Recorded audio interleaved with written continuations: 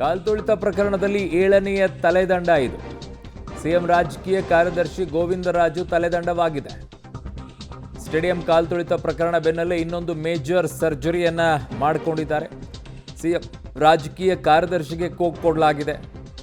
ದೊಡ್ಡವರು ಯಾರೂ ಇದ್ದಂಗಿಲ್ಲ ಇದರಲ್ಲಿ, ಎಲ್ಲರನ್ನೂ ಕೂಡ ಅಲ್ಲಲ್ಲಲ್ಲಿ ಸುಮ್ಮನೆ ಅವ್ರನ್ನ ತೆಗೆದುಹಾಕೋದು, ಇವ್ರನ್ನ ತೆಗೆದುಹಾಕೋದು. ಈಗ ಹೆಂಗಾದರೂ ಅವ್ರ ಬದಲಾವಣೆ ಆಗಬೇಕಾಗಿತ್ತು. ಈಗ ಇನ್ನೊಬ್ಬರಿಗೆ ಅವಕಾಶವನ್ನು ಮಾಡಿಕೊಡ್ಬೇಕಾಗಿತ್ತು. ಹಾಗಾಗಿ ರಾಜಕೀಯ ಕಾರ್ಯದರ್ಶಿ ಗೋವಿಂದರಾಜ್ ಅವ್ರನ್ನ ಅಲ್ಲಿ ಬದಲಾವಣೆಯನ್ನು ಮಾಡಿದ್ದಾರೆ. ಈಗ ತಲೆದಂಡ ಅಂತ ಕರಿತಿರೋ ಅಥವಾ ಸಮಯ ಮುಗಿದಿದೆ, ಇನ್ನೊಬ್ಬರಿಗೆ ಅವಕಾಶ ಕೊಡಬೇಕಾಗಿದೆ, ಇದೇ ಸರಿಯಾದಂಥ ಸಮಯ ಅಂತೇಳಿ ತೆಗೆದಿದ್ದಾರೋ ಏನೋ ಒಂದು ಇರುತ್ತೆ.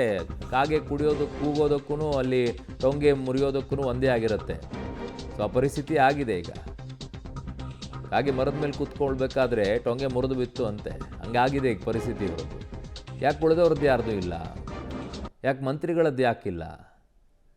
ಮಂತ್ರಿಗಳೆಲ್ಲ ಕುಟುಂಬದವ್ರನ್ನ ಕರ್ಕೊಂಡು ಬಂದಿರಲ್ಲ, ಅವ್ರಿಗೆ ಯಾವ ರೀತಿಯಾದಂಥದ್ದು ನೀವು ಅವಕಾಶವನ್ನು ಮಾಡಿಕೊಟ್ಟಿದ್ರಿ?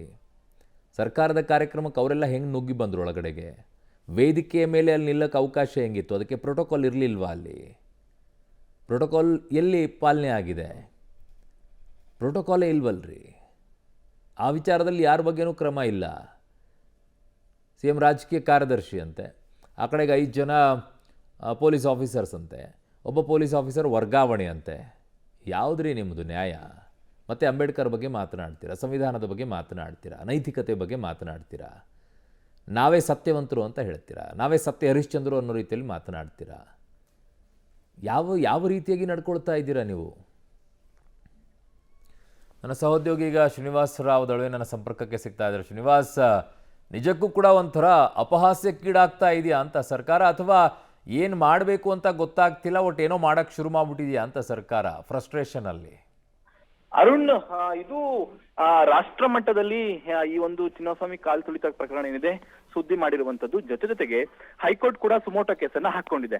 ಈ ಹಿನ್ನೆಲೆಯಲ್ಲಿ ಮುಂದೆ ಸರ್ಕಾರಕ್ಕೆ ಇದು ದೊಡ್ಡ ಮಟ್ಟದಲ್ಲಿ ಹೊಡೆತ ಬೀಳಬಹುದು ಅನ್ನುವಂತ ನಿಟ್ಟಿನಲ್ಲಿ ನಿನ್ನೆಯಿಂದ ಸರ್ಕಾರ ಹಣಕ್ಕೆ ಕ್ರಮಗಳನ್ನ ತೆಗೆದುಕೊಳ್ಳೋದಕ್ಕೆ ಮುಂದಾಗಿದೆ. ನಿನ್ನೆ ಪೊಲೀಸ್ ಅಧಿಕಾರಿಗಳನ್ನ ಅಮಾನತು ಮಾಡಲಾಗಿತ್ತು. ಇವತ್ತು ಸಿಎಂ ರಾಜಕೀಯ ಕಾರ್ಯದರ್ಶಿ ಆಗಿರುವಂತಹ ಗೋವಿಂದರಾಜ್ ಅವರನ್ನ ಅವರ ಹುದ್ದೆಯಿಂದ ಬಿಡುಗಡೆಗೊಳಿಸಿದೆ. ಪ್ರಮುಖ ಕಾರಣ ಏನಂತಂದ್ರೆ, ಪೊಲೀಸ್ ಇಲಾಖೆ, ನಗರ ಪೊಲೀಸ್ ಆಯುಕ್ತರು ಈ ಒಂದು ಕಾರ್ಯಕ್ರಮ ಅಂದ್ರೆ ಏನು ವಿಜಯೋತ್ಸವ ಕಾರ್ಯಕ್ರಮವನ್ನ ವಿಧಾನಸೌಧದ ಮುಂದೆ ಮತ್ತೆ 2 ಕಡೆ ಮಾಡೋದು ಬೇಡ ಅನ್ನುವಂತಹ ಅಭಿಪ್ರಾಯವನ್ನ ಕೊಟ್ಟಿತ್ತು. ಆದ್ರೆ ಗೋವಿಂದರಾಜ್ ಅವರು ಸಿಎಂ ಅವರಿಗೆ ಬಲವಂತವಾಗಿ ಒಪ್ಪಿಸಿದ್ರು ಅನ್ನುವಂತ ಆರೋಪ ಅವ್ರ ಮೇಲಿದೆ. ಹೀಗಾಗಿ ಇವರ ಒಂದು ತಲೆದಂಡ ಆಗ್ಬೇಕು ಅನ್ನುವಂತ ಕೂಡ ಸಾರ್ವಜನಿಕ ವಲಯದಲ್ಲಿ ಕೇಳಿ ಬಂದಿತ್ತು.